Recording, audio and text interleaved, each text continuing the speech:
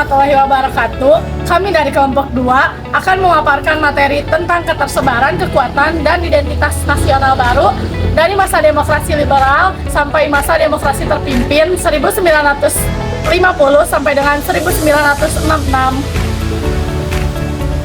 Sebelumnya, izinkan kami memperkenalkan diri. Saya Raisa Maharani sebagai moderator. Hai, saya Sonya Nurul Latifah sebagai pembahas materi 1. Dan saya Silvani Rahmawati sebagai pembahas materi 2. Hai, saya Reni sebagai penanya. Saya Rita sebagai penjawab pertanyaan. Perkenalkan, saya Afgan sebagai kesimpulan. Saya Ramaisa sebagai penutupan. Pak, Aku liberal. apa sih liberal itu? Oh, liberal adalah sistem yang memberikan kebebasan terhadap rakyatnya. Oh, Indonesia dulu liberal? Iya, setelah Indonesia merdeka.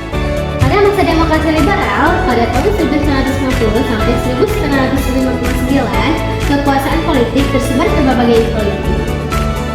Pemerintahan sering berganti karena perbedaan ideologi dan kepentingan antar partai. Akibatnya, arah pembangunan bangsa menjadi tidak stabil.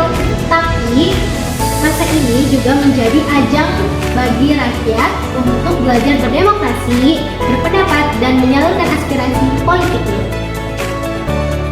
Nah, kemudian pada masa demokrasi terpimpin tahun 1959 sampai 1966, Presiden Soekarno berusaha menyatukan kembali politik di Indonesia dengan mengutamakan kekuatan berada di tangan presiden dengan metode yaitu nasakom, nasionalis, agama, dan komunis, yaitu cara untuk menyatukan 3 kekuatan besar di Indonesia.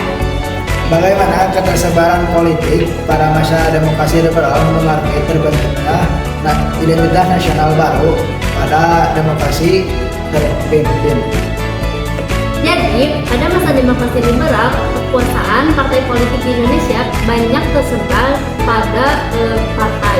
Terus, pemerintahan sering berganti dan kurang stabil. Nah, dari situ bangsa kita belajar akan menjaga kesatuan. Lalu, di masa demokrasi terpimpin, Soekarno berusaha menyatukan kekuatan itu lewat konsep nasakom tadi. Apa sih nasakom itu? Nah, jadi nasakom itu adalah singkatan dari nasional, agama, dan komunis. Hasilnya, terbentuklah identitas nasional baru yang menekankan persatuan, nasionalisme, dan Pancasila sebagai dasar negara Indonesia. Oh, gitu. Sumpah baru tahu banget. Iya, ya udah deh kita lanjut main. Ayo. Kamu kakuan? Iya. Balik.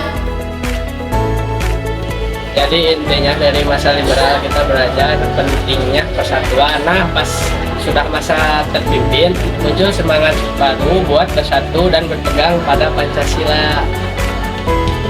Demikianlah pembahasan mengenai ketersebaran, kekuatan, dan identitas nasional baru pada masa demokrasi liberal hingga demokrasi terpimpin. Semoga materi ini bisa membantu kita memahami bagaimana perjalanan politik Indonesia membentuk jati diri dan identitas nasional yang kita miliki sekarang. Terima kasih atas perhatian teman-teman. Wassalamualaikum warahmatullahi wabarakatuh.